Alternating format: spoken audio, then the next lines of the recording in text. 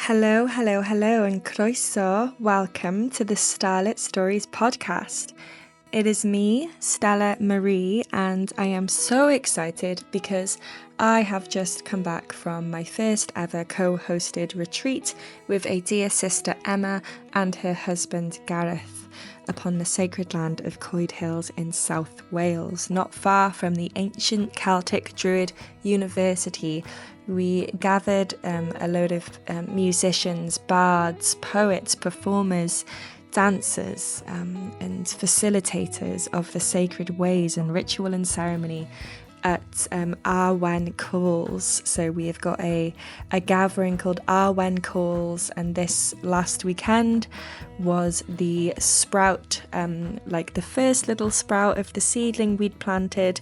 And I just wanted to, before anything, come and say to all of you who are listening to hold your visions clear in your heart, your soul and your mind. Anything is possible. That being said, welcome to this episode where I am interviewing one of my greatest teachers, really, when it comes to the Welsh mystery and Bardic traditions. So today we have got Gwilym Morus-Baird, and I am so excited because I've seen him live. I saw him perform live for his most recent book called the Talisein Origins. Yeah, he is a teacher of the Celtic mysteries and myth, focusing on Wales and Ireland.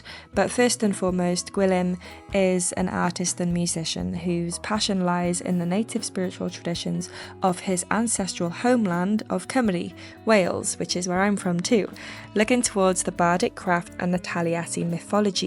So Gwilym produces courses and provides them online on Celtic literature, myth and history. And in this particular podcast, we explore many things, but really the difference between the spiritual and academic interpretations of ancient myth. We discuss the Awen, or the divine inspiration, and the Talisein mythologies. So just to sort of preface, for those of you who are not familiar, in Wales we have a very old cultural story called the Tale of Taliesin, and also a real historical bard called Talisein, and he is a very important figure to us in Wales, and his mythology has paved the way for modern Druidry and many modern Celtic spiritual traditions. This is where the Welsh goddess Caer and her potion of Awen, of divine inspiration, has come from. So Taliesin was a sacred poet, and his story is a symbol of divine inspiration, exploring cosmic mysteries, in which we will discuss at the end of the podcast, which is, I got Gwilym to go deep into this bit. It's really exciting. In the story, a young boy called Gwilym Bach tastes the potion of Awen, which is brewed by a magical woman called Caer Sidi, and it is this potion of Awen that turns the innocent Gwilym Bach into Talisein, this figure, this spirit that is known by so many across the world who are reconnecting with the ancient ways of the Celtic landscape. So let's see what Gwilym thinks about all of this in the podcast. Let's go. Hello everyone, welcome to the Starlit Stories podcast. I'm really excited to be here chatting with Gwilym. I've just given you an introduction to who he is, what he's about and where you can find him. And one of the reasons that I'm really excited for this one, I've loved all of my podcast guests, but I've been sort of obsessing over an aspect of Welsh mythology, and it is the Taliesin stories and the Bardic craft. And the reason being is because it really resonates with my personal spiritual experiences. And I know that for both of us, Taliesin was an introduction into Welsh spirituality for both of us, and it must be because there are things within the mythology and the history that really pulled on a part of our souls, you know, talking about the spiritual element of it. So we'll go into a little bit of that in a bit. How are you doing, Gwilym? And the first question I'd love to ask you, and I'd love you to just talk about before we dive in, is what is the difference for you between your creative self and your sort of spiritual relationship and interpretation of Welsh mythology and folklore, and then the more academic self? And why are they two different things? And why do they sort of actually have they sort of come in two different conversations, which I'm hoping to split this podcast into the two, but I'd love you to touch on that. Well, thanks for the invite to begin with, and I'm doing okay, I think. Busy time of year. Thanks for asking. So yeah, I suppose there is maybe it's easier to define terms to begin with because it will sort of set us up for the rest of the conversation maybe. Um, my own experience is that what we as modern people call spirituality is really what culture is. So for me, culture is like the ground of what's come to be known as spirituality in modern culture. It's a relatively modern term. It implies that there is sort of a nebulous, mysterious, interconnecting force that unites us all. And for me, that's what culture is. Yeah. And for me, culture carries all of the spiritual values, all the things that you think spirituality does. For me, that's all embedded in culture. So for me, my investigation, my fascination, my attraction to Welsh mythology through figures like Taliesin and then Celtic mythology more broadly, and perhaps even beyond that, sort of Indo-European mythology and maybe even world mythology. Can we really separate these things out so much? It's really an attraction to the spiritual value of culture, I suppose. And then, creatively and in terms of inspiration and my own spirituality, for want of a better phrase, is, it's something that I am always drawn to, energized by, inspired by. I feel like it's really nourishing and healthy and good to be involved in these things, to be sort of, fully immersed in the greater web of our culture, if you like. I think, we need culture, we need myth, we need that spiritual value of culture to be human. Personally, that's my belief. And then beyond that, you have introducing other people to the sources of that culture. And I think they're two very different things because when you are introducing people to the sources of a culture, which is, why my channel and my website's called Celtic Source, it's because that's a very different type of engagement. You're, I don't want to get in the way of other people's engagement with those sources. I'm obviously coloring the relationship. I'm influencing how people understand it. I can't divorce myself totally from their immersion in this shared culture. But as much as possible, I encourage people and I really want people. My mission, if you like, is for people to have their own personal relationship, their own understanding, their own interpretation of what these historical sources are. And in that sense, I try and take a step back from coloring the material too much with my own spiritual value, if you like, or my own cultural value of what it means. It's inevitable that I do. And people come and do my courses and work with me because they resonate with me in some way, which is fine. That's how the world works.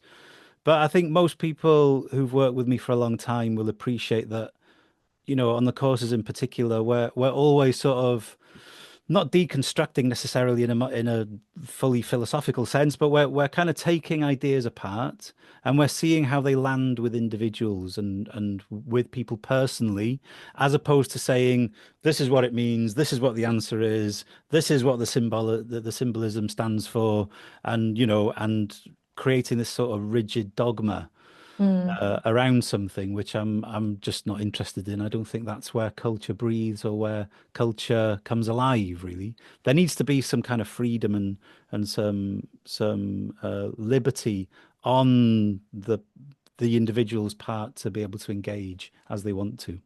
So yeah, that's why they're separate because they're two different types of work for me.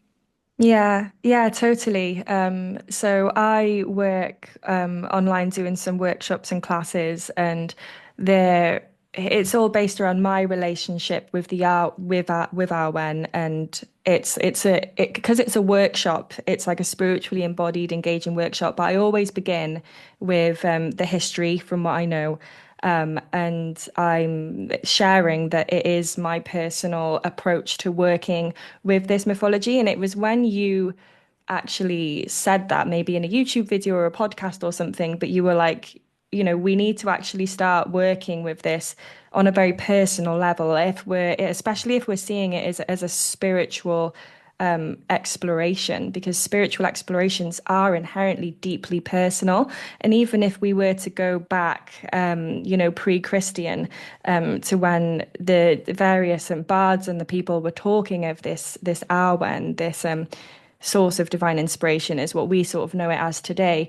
Even then, people would have had a different relationship to it, and they would have had different philosophical debates and expressions of it. And I think that's something that's really important to always come back to. Is while we're learning about the history, even back then, it was a spiritual pursuit, which is so personal.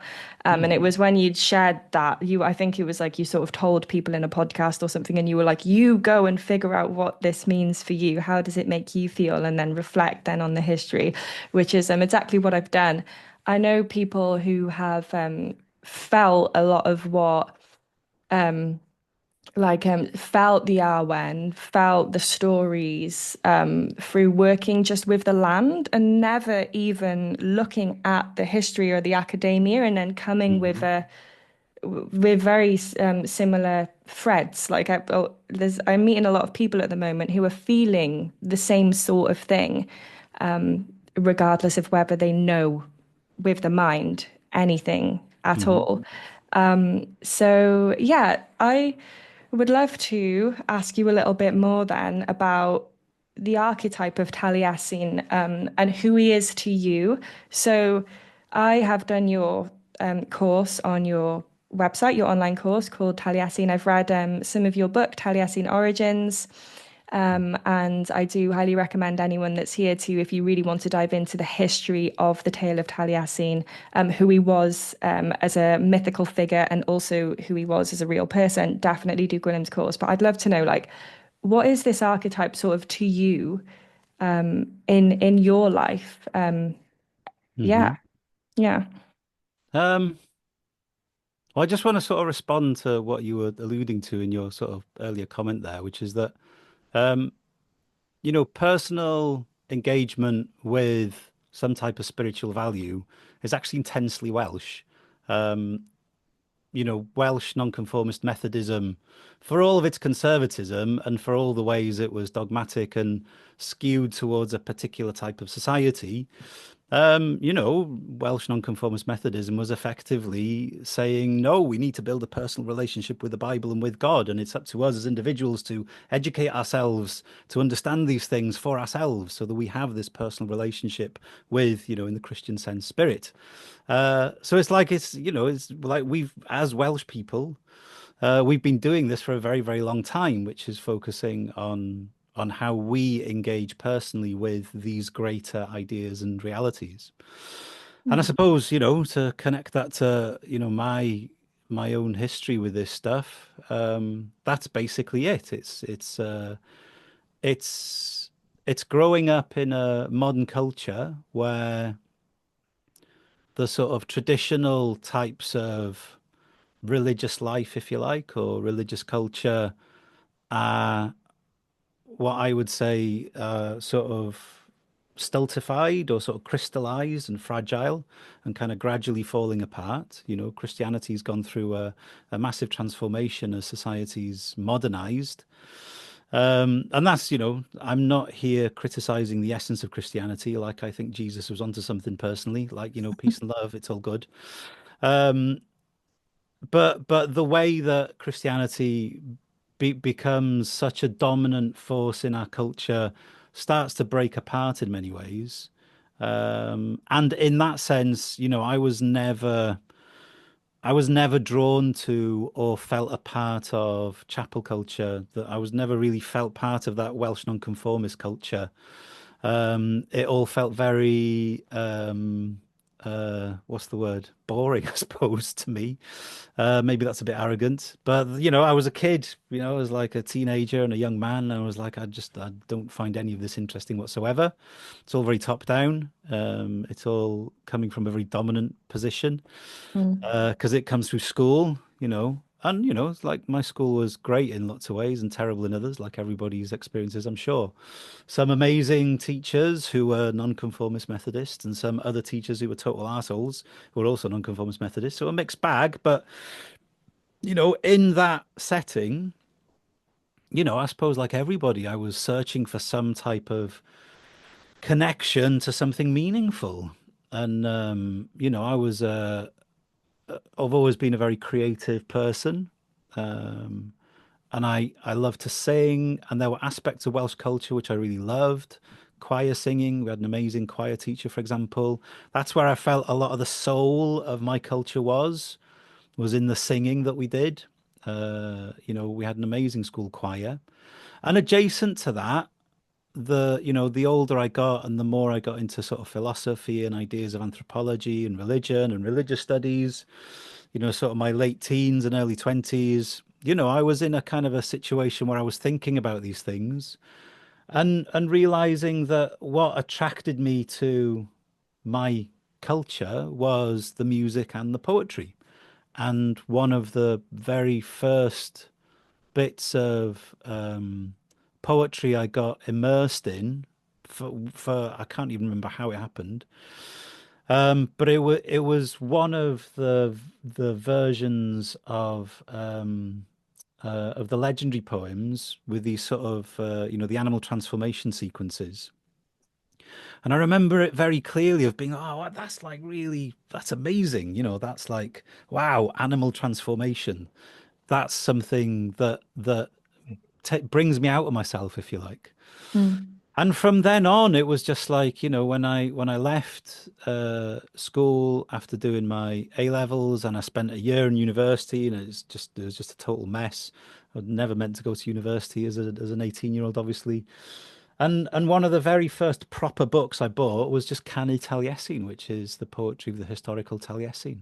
And from then on, it's just been like a lifelong pursuit and interest in trying to discover the spiritual value in my own culture. And when you're doing that outside of, I mean, you can never fully do it outside of Christianity because Christianity has formed modern Welsh culture to a degree, Mm. or been in very crucial to it. It's a foundational element in our culture. So it's not like you can divorce yourself from any of it, and neither would I want to. But if you're trying to find other ways in to the spiritual value of Welsh culture, then the Bardic tradition is the other way, even though it's intensely Christian, ironically. But we do find elements in the Welsh Bardic tradition and in Welsh myth and Celtic myth that are kind of blends of Christianity and paganism. Every now and again, you get a sense of what the non-Christian beliefs were. But yeah, that's basically how I ended up here doing this, talking to you. Hey, that's how it happens. Yeah, yeah. The blend of paganism and Christianity is really interesting. Is that really unique to here, do you think, to the Welsh No, myth? no, Yeah. not at all. I mean, wherever, Christianity isn't just one sort of monolithic thought. It's like it's this. I mean, like the centralized authorities of Christianity would like to pretend that they've got some control over it, but you go over to South America and you've got like native folks, praying to the Banisteriopsis vine as the second coming of Jesus Christ, and tripping out on their version of Christianity, which involves psychedelics, and that's like as far as it can get in terms of Christianity, Mm, you yeah, that could is say. very true, actually. Yeah, that is very true. I haven't quite thought about it like that. Yeah.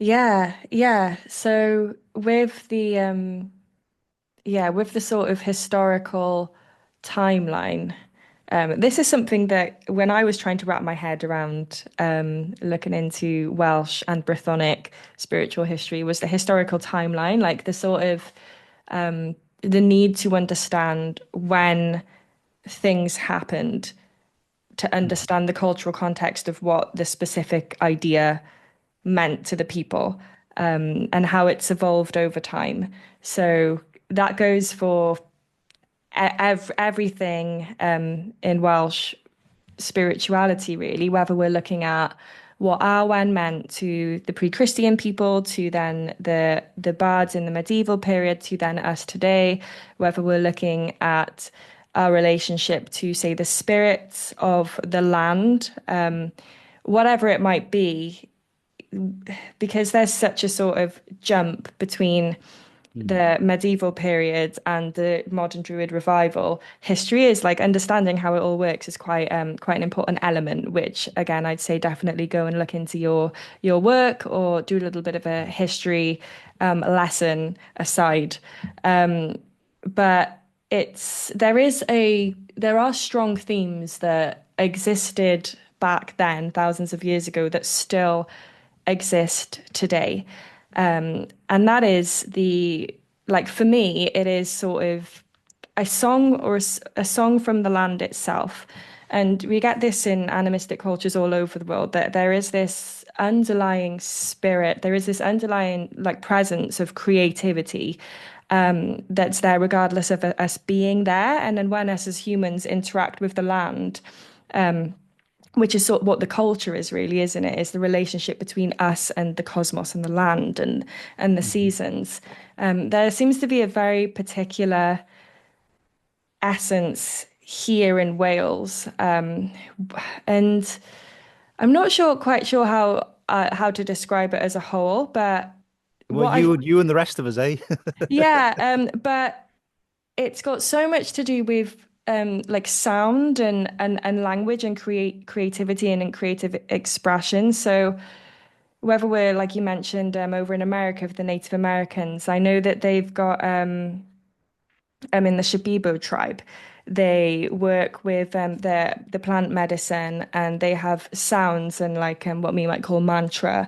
Or if you go to, India and Hinduism, they've got mantra. And there is this sort of science, this spiritual science of working with sound and language to like alter states of consciousness, really, and understand altered states of consciousness. And this is something that I've been quite interested in with the Welsh spirituality, because language is is so deeply tied to like it is the spirituality of our culture. But for me, as someone who doesn't speak the language, I've felt deeply in my own sort of personal experience a lot of what sort of seeing reflected in the poetry and the myth. But obviously, the science of how the language is spoken is there is a disconnect there, and I'm so appreciative of that disconnect. And it brings so much more mystery to it. So I love it anyway, because it's all magical and mysterious. But I'd just like you to touch on, just for people who are listening, like the importance of the language and how it was spoken and sort of the science behind the language. Because that's still really important to our culture today. We hold the nationalized steadfords, that's something that has existed for thousands of years and morphed into different things. So yeah, Yeah. why is it so important to us? Um, well, I think this is true of all of the Celtic nations, which is that we can only understand ourselves as nations, as a people, by seeing that we have a shared history. You know, Cymru, the Welsh word for Wales, literally means the people of the same place. We identify ourselves as the same people who've been living on the same land for a very long time. And the history component of that is crucial. And of course, it's only been in the last couple of hundred years, well, in the last 150 years, really, that the Welsh language has declined to the point where it becomes what you might call noticeably absent in the full expression of what Wales is.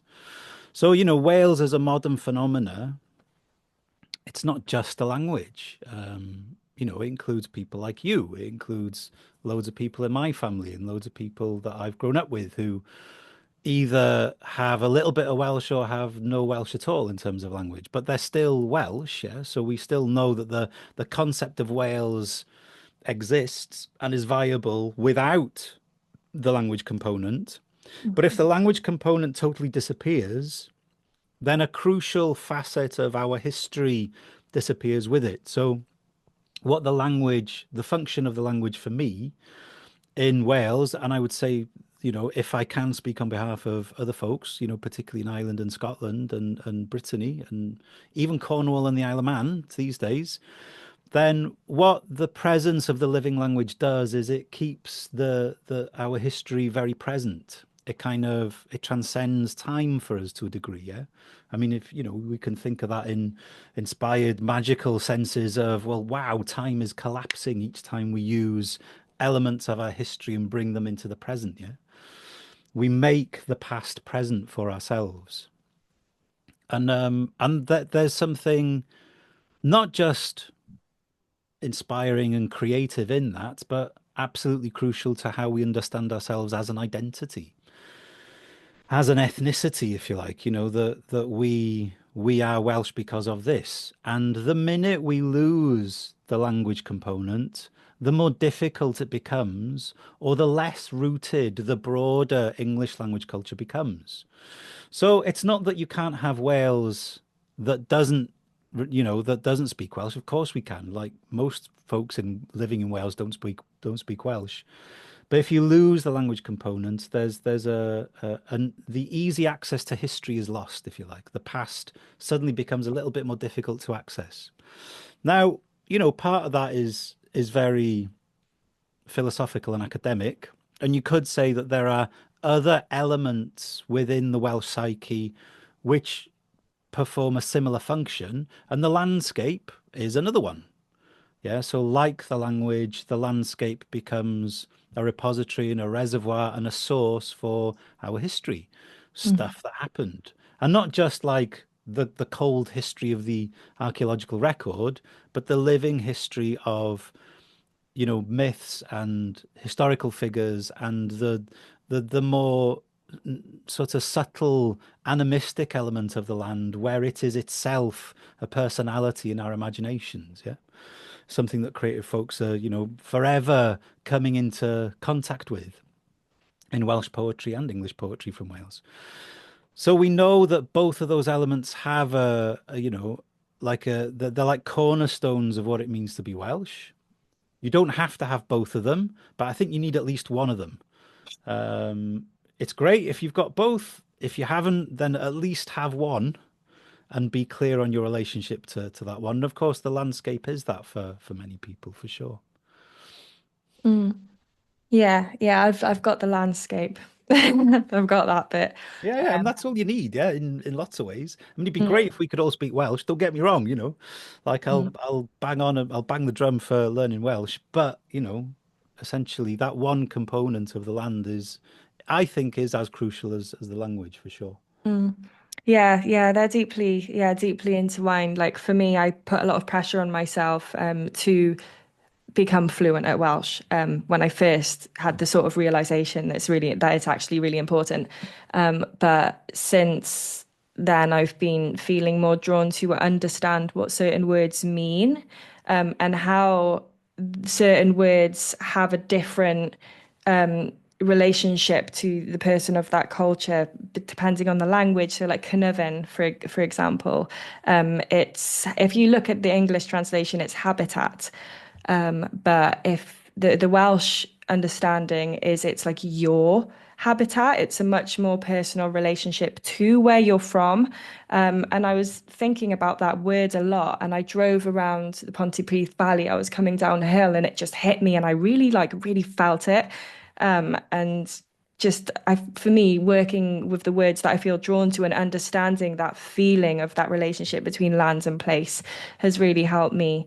Um, Hmm. yeah, to understand how one word can like encapsulate so much in our language. It's a very much alive language. English is sort of like the odd one out, really. If you look at all native languages, they all have that very yeah, that very deep relationship to the land because the people didn't see Oh, themselves as separate. I can already think of several English language poets that would heartily disagree with you there. Do you think so? Like when Yeah. I'm like comparing like native tribal languages and their relationship to the land itself. It's sort of innate and ingrained in whereas for the English language, it's a little different, I feel. I don't know. That's just my opinion, and that's also my experience with it as well. I think that because of the relative status of English and Welsh, it is obviously like in terms of cultural politics, it's much easier to see English as a problem. And, don't get me wrong, as a Welsh speaker, English is very often a problem.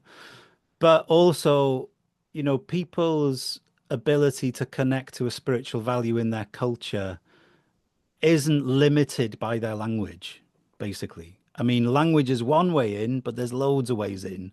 And, I can think of Welsh people who write in English, who compose poetry in English, who can express as rich a spiritual life through that medium as Welsh language poets, in my opinion. Now that there's a different resonance, there's a different cultural history, there's a different collapsing of time in these languages because they're distinct.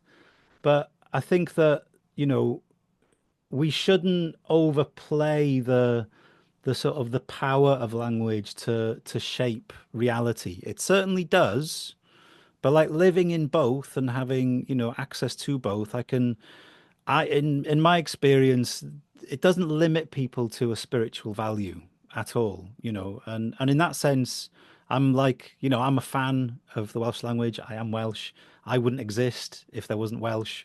So like, I'm intensely, bound to it, but I can also appreciate the humanity of other people in their languages, I suppose. Mm. And this Yeah. idea of a tribal reality in the Welsh language, like English was formed in an intensely tribal environment. It's got many layers of tribalism within it, but it is, like all languages, a tribal ancestral language at its heart. All languages are that. They could never be anything but. Mm. Yeah, yeah, my relationship with language at the moment is yeah, it's very touchy and personal, just because I was brought up with the Welsh language being something that wasn't really seen as important or Mhm. appreciated actually around me. So now I'm like, actually, it's really important. And oh my goodness, like this is what happened to like my great great grandparents. So I've sort of got a bit of a personal thing going on with the English language at the You moment. and me both, and Yeah, it's taken me a long time to sort of to not be so intensely disturbed, if you like, by the yeah. spiritual power in the English language. But it does have it. All cultures, all languages 100%. Yeah, have a spiritual power. my poetic background is in rap, Okay, yeah, yeah, yeah. and hip hop. So Cool. I yeah, No way. yeah. I used Awesome. to Yeah. MC, and I'm sort of trying to bridge the that culture with this culture because they're very very similar. So yeah, I used to host cyphers. I used to DJ for hip hop cyphers, and obviously all Oh, of that was in English, and it's a very deep relationship with yeah. poetry and rhyme. And I truly see the Awen flowing through these young MCs, especially those who, like even myself, I didn't have any confidence, didn't feel like I really fit in. And then I'd get up in a room in a circle and these words would just flow out. This Awen would just flow out, and yeah, so I do deeply understand that. Mm. But there's still I think it's like the landscape relationship to the Welsh language Yeah, that I'm yeah, yeah. seeing is yeah, is a little bit different. Well, don't get me wrong, because I think you're touching on something really important, which is that there is a difficulty for us, that there is a historical political issue, but on top of that, there is a deep spiritual issue with it. I mean, there just is. You can't get away from it. And I'm not pretending that, some of the more successful English language poets writing in Wales haven't grappled with that themselves over time, because they certainly have. But there have been very successful expressions of people overcoming it. And I suppose I'm just like saying there's definitely hope for those of us who are sometimes caught up in this spiritual war, this spiritual conflict between Welsh and English language that happens in our Mm, bodies, yeah? Like it happens in us, not necessarily between people, and that, it's a real thing. And I'm not pretending it's so easy to overcome, But like as you've just pointed out yourself, like there's always hope. Like, whenever you hear like a banging hip hop artist, then it's like, well, yeah, well that's working, isn't it? Like yeah. Mm. Mm. Yeah, yeah, like the cipher. Do you know what a cipher is? Like a hip I've hop got no idea, cipher. no. Okay, so a cipher in hip hop, just a random bit of hip hop culture. Now, it can be two people rap battling against each other, or it can be a group of people in a circle and you sort of bounce off of one another, following the rhyme and the vibe. Or it can be the breakdance element and it's two people dancing against each other. It's a part of the hip hop culture. Right. And of spray painting is as well. But rap battling in Cypher is a bit an important part of it. And it's so similar to how the court bards Yeah, would yeah, yeah, would battle against each other yeah. because you have to be really funny and intelligent, but you also have to diss the other person and make yourself really important. But you have to make everyone laugh and happy while also somehow being quite cruel. Mm. And I was in hip hop before I learned about the Bardic culture and the court bards, and I was like, they are like ancient rap battles. Yeah. And yeah, that's something that I've found interesting, the similarity there between this culture now and its and that culture then, you know. Well, historically, t tell me to shut up if I'm banging on too much about history, but if you look at, I know that black music has its own history in the United States, and I'm kind of skirting around that to sort of go to the various cultures of Africa. But if you look at the different Mm, Bardic cultures of Africa, they've got harp music, they've got heroic poetry, they've got the same type of machismo that you see in Taliesin type poetry. And part of my research is when I was in university was to compare, like what was going on in the Ghanaian kingdom, 500 years ago with what was going on in Wales 500 years ago. And we did end up doing similar things. Like they're distinct languages and distinct cultures, but that kind of the way that the warrior elite in particular patronized a certain type of culture led to a particular type of poetry and music that was kind mm. of similar in Wales and in various places in Africa, Ghana being one of the more obvious ones. Yeah. That's quite interesting. Yeah, that makes me think because there's a theme. How to describe it? Spoken word in the modern world, in the Western world, in the grassroots scene carries this vibe, you know, and that's probably Mm. what like similar to what you're saying. It is a reaction to um to suppression, oppression, and all of that. And it's something that we can feed on and feel into, which is why we all do it in little bit of a similar way, but we have our unique sort of our Yeah, yeah. unique take on it. Um, yeah, super interesting. So. I'd love to know about I'd love to know about the Arwen a bit more from your experience and through your felt experience. Okay. God, how long have you got? Well, so where would you begin? I mean, in I suppose this comes back to the two different types of work I'm involved in and that I try and keep separate, which is, I mean, it's based, my teaching work is definitely rooted in academia. Um, I do something slightly different to what happens in universities, but it's kind of adjacent to what happens in universities, I suppose. There's that type of work which is looking at historical sources as objectively as we can and understanding what they definitely tell us and what they don't tell us. Because, particularly when you're engaging with culture as the root of your spirituality, you're in a process of transmission. Yeah, we inherit these materials and we want to pass them on to people, to the next generations, as cleanly as possible, with as much integrity as possible. And therefore, we don't want to color our understanding of these materials too much because we'll deprive future generations of their own engagement with these materials. Yeah. So it's important to say what we do know and what we don't know, and it's Mm, important to basically to define where our inspiration, and the Welsh word for inspiration is Awen, where our Awen begins and where it ends. mm, so that we can be clear about where we are engaging our creative instincts and our creative spirit, if you like, when engaging with these materials. Because what happens a lot, in my opinion, is that people will look at historical sources, they'll get all inspired about it, and they'll say, and this is what it means, when what they're really doing is they're being inspired. They're not making a neutral, as neutral as possible, objective assessment of the of history, of a historical source. They're saying, I've got this amazing inspiration and I want to share it with the world, which is great, but you have to call it creativity. Mm. You have to say that that's what it is, because otherwise you're going to misrepresent the history of your ancestors. Like that's just what happens, yeah. So I would begin like a discussion on Awen, on inspiration from that position of it's really important that we understand when our inspiration kicks in, when Awen is present and we feel the energy of it, so that we can nourish that part of what it is, but also not sort of, maybe there's like a shadow part to our relationship with Awen, which is that it can lead us to then make false claims and misrepresentations about stuff which isn't ours, basically. Mm. And it happens a lot in modern paganism and modern Druidry. We've got fucking. Am I allowed to swear? Sorry if I Yeah, swear. that's all right. We've got fucking hundreds of years of, English folks in particular, cherry picking bits of Celtic myth and getting all inspired about them. And instead of saying, oh, wow, I got inspired and wrote a really beautiful poem, getting really inspired and saying, this is what this history means. What would an example of that be?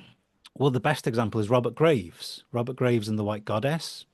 Fascinating, amazing, inspired book, written in the middle of the last century. Like Robert Graves is one of the great 20th century poets, undoubtedly.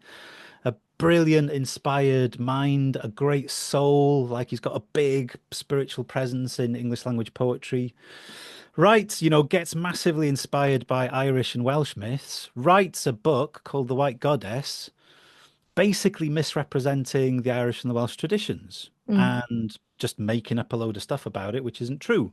And then, and presenting it as like he's kind of sensitive in the book himself. He says, this is just an interpretation and, and I know I'm kind of working with these materials in a particular way, but effectively presenting a version on Welsh and Irish historical culture, which just flourishes into this kind of yeah, it's this very fantastical version of what those ancestral cultures really are about. So, for example, the main piece of evidence against him is that he puts forward this idea of an ancient tree calendar, and there is no such thing as an ancient tree calendar in Welsh or Irish culture, as far as we can see. There are things that look like tree-related symbols, and maybe times of the year in Ireland and Ogham, but we don't really have evidence for that. And so we've now got this massive part of modern paganism and modern Druidry, which is a misrepresentation of the historical cultures they claim to derive their spiritual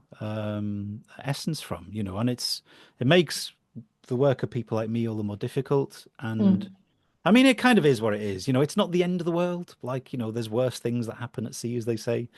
There's plenty of crap going Yeah. on on the planet at the minute that's much worse than that. But from terms of looking at the integrity of our ancestral traditions, then Mm. these things become problematic. And Yeah.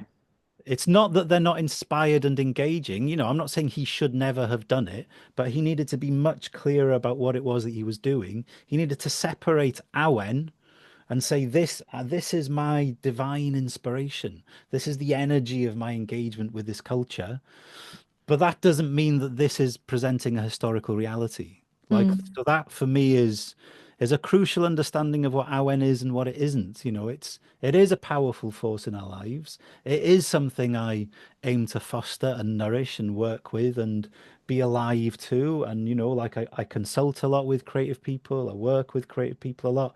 So I know what it's like to be in the energy of it.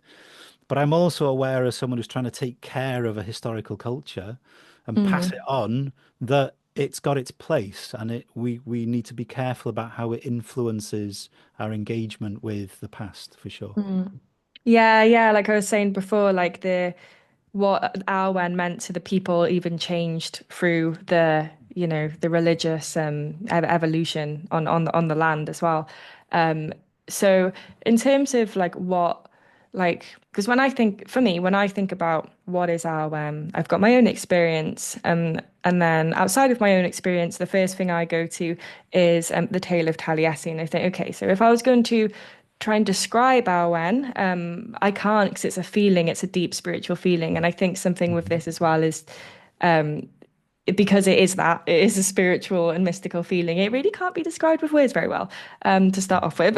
Just like the word spirit, or even, with Christianity, they, people go to church and they all have a feeling, and they might call it connection with spirit or Jesus, but it's beyond words. But if I was to go outside of that, like, okay, so Taliesin tasted the Arwen, okay, and then he sort of described what it was like for him, and for me, I was like, that's a little bit what I've felt. Um, so what did Taliesin in the Tale of Taliesin? What's the description in that story of what the Arwen felt like for him and what it did for him? If we're just looking at it from that angle. Whoa, dude. Like you keep asking these big questions that I keep feeling like, oh no, we've only got like 20 minutes. How are we going to do this one? Okay, so like quick synopsis, or like maybe to cut to the chase, pardon the pun, thinking of the Tale of Taliesin. I think that ultimately Awen gives Gwion Bach, who becomes Taliesin, an opportunity to see and to experience the real magic of life and death, and the relationship between those two states of being, the tension between those two states of being, and the miraculous nature of being and living in the face of death, and what it means to be a limited mortal being. I mean, that amazing chase scene in the folktale is really Gwion Bach having imbibed Awen as a potion, experiencing life in the extreme. Yeah, it's like these animals are desperately fleeing for their lives. And if there is any experience you would need to convince you that life is a beautiful treasure that needs to be preserved, then it would be that. Yeah. So Awen, in that sense, is kind of it's a religious concept in that it's an experience which leads us to an appreciation, as far as I can tell, in reading the myth, is an appreciation of life and death, and inviting us to consider that cycle, if you like, and what exists beyond that cycle, what permeates life and death, what holds it all together. And these are all very religious ideas that boil down to concepts like the soul, time, memory, all really rich creative material that, as you'll know yourself, people are still drawn to this day because they're very powerful ideas in symbolic form. I mean, like we wouldn't need poetry if we could explain what Owen was. Do you know what I mean? It's like, how long have we been listening? I don't know. So That was a, no, that was a that's, great description. Yeah, because I just wanted to touch on like, well, what did it mean in that story? Because mm, it's sort of the first place that we can go to the first place that I recommend people to go to when they're asking about it. Like, listen to the whole mm, story. Um, and yeah, my relationship with Arwen, I wouldn't class myself as religious, but spiritual, and I've had spiritual experiences before I even knew who Taliesin was that really reflected, like my journey from not being awake and in awe of life, mm, and death, and really appreciating every single day and knowing that this isn't going to last forever. So I'm going to be inspired to create, work with the Arwen. mm, Before I had the word Awen to describe it, I was sort of grabbing at this religion, this culture, this that wasn't quite sure. And then when I heard that story, I was like, that's it for me. That really, that's the way I can describe it, and I can really relate to my own personal mm, experiences. And then I've looked into also just sort of like what the Christian bards and monks, how they described Arwen, which is in direct association with the Christian God. mm, And there are all these really beautiful connections between all of the archetypes and mythologies across the world, really. And there are universal truths within these, but like within these myths, regardless of culture at all. Which is Mhm. why even if you are not here and you don't have that language aspect or that landscape aspect, you're connecting because there's a universal truth in there. Which is what I get, and you probably get from a lot of your audience and people that follow you because they're not here. A lot of them that are listening to this are actually from across the world and have ancestry here. Indeed, yeah. Um, yeah, so yeah, I was going to go into, but I feel like we haven't got enough time now. Um, looking Because into, I keep oh, banging on about stuff, that's why. no, it's good. It's all great. I could talk to you about all sorts of things. So when I was doing the Taliesin course, I wrote down so many. I just wrote so much down. Like the Mm. Caer Sidi, I'd not Mm. heard of that. And you were actually just, yeah, for this last bit, I think it would be good to I'll scrap what I'd already planned because we've let the Okay, hour and take us in this direction. indeed. Um, but yeah, I don't even know if you really remember much about what you were saying because your courses are so vast, but you were talking about a poem that spoke about Taliesin um, as and it was in relationship to Caer Sidi, which is like the sort of fairy essence Hmm. of a seat. Mm. What is Caer Sidi and what's sort of Taliesin's relationship to it and in connection to the Mm. soul? I know it's a big question again, but this is the last thing. Okay. That's what actually really inspired me the most when I'd done that Taliesin course. It was that section on that bit. Yeah, yeah. Okay.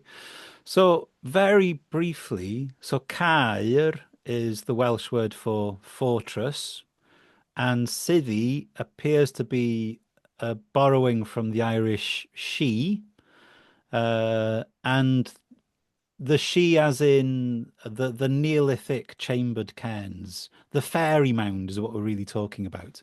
Not necessarily the people of the she, as in the Tuatha Dé Danann in the Irish tradition, but yeah, the mound which appears to be some type of portal to the other world, let's say. And Caer Sidi is very much described as an otherworldly fortress. And we can imagine this fortress, if you like, as being in the Welsh otherworld.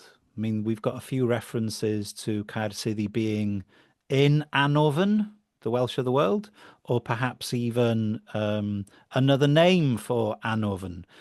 I can't say that it's historically accurate or not, but my sense is that perhaps the term Anofn becomes less fashionable and less popular because of the Christian influence, deeming it as like, oh, well, if it's a Welsh otherworld and it's not heaven, then it must be hell, you know. And of course, in Welsh culture, Anofn becomes another word for hell. So, as my guess, and it's only a guess, is that as Anofn decreases in popularity as a name for the Welsh otherworld, Caer Sidi emerges as a more politically correct alternative, if you like, you know, that doesn't have all those associations with hell. But that's just a guess, yeah. I wouldn't like to pretend that we've got anything that directly points to that being the case. Caer Sidi, then, in relation to Taliesin, appears to be a place where the immortal soul of Taliesin resides in between mortal lifetimes. That appears to be what the folk tradition and some of the poems in the Book of Taliesin at least tells us. So, of course, we're looking at a very non-Christian concept of reincarnation, as in there is an immortal soul, but it comes through into mortal life in different forms, in different incarnations. You know, that's basically why the folk tale, the Tale of Taliesin, can be read as a myth, because it's literally describing reincarnation. Gwilym Bach dies and is reborn as Taliesin. And therefore, Caer Sidi is the place which is, yeah, it's a place where time moves differently. In that sense, it relates to ideas about the Tylwyth Teg, the fair folk in Wales, because they're also related to this idea of a timelessness or a different type of time in their dimension. And then we also have this idea of, and I'm not saying, I don't want to pretend that there is like a fully worked out metaphysical, concept that, there was a priest class and like a holy book and they sat down, they worked it out and it was all correct and made logical sense. That I'm not talking about that type of material really, but there are these hints and suggestions in Welsh culture that the soul, perhaps just special souls or perhaps all souls, we don't know, but the soul could reside somewhere else in the other world, and that there were a specific type of spiritual being or spiritual reality where some of these souls could come and go as they please. And one of those is Taliesin. Another one might have been Myrddin. And then the Tylwyth Teg appear to have a similar ability or quality or nature. So, taken together, that looks like a religious concept to me. And this is one of the reasons, I'm not saying that modern Welsh academia, discusses these things that often, but for me, that looks like a relatively coherent religious idea. And for me, it looks like proof of the survival of pre-Christian myths and ideas into medieval and early modern Welsh culture. It's basically where I'm coming from most of the time. Yeah, that's my main argument. Very difficult to prove, but lots of circumstantial evidence. Mm. Yeah, yeah, difficult to prove, but that's why I think it's yeah, for those of us who are looking at this through a spiritual lens, this is what mysticism is. It's mysterious. That's sort of the point in it. Like we don't have all of the questions, and the wisest man knows nothing at the end of the day, which is Mm, what keeps us asking. And yeah, that bit in the course of I really resonated with that because I've um being a sort of like new agey spiritual person myself prior to getting into sort of native mythology and folklore, mm, there are lots of ideas within the new age spiritual world like the soul, like reincarnation, like manifestation, for example, which is like working with the universe to, to bring forward our desires, which I now see mm, as working with like Ceridwen and the Awen and mm.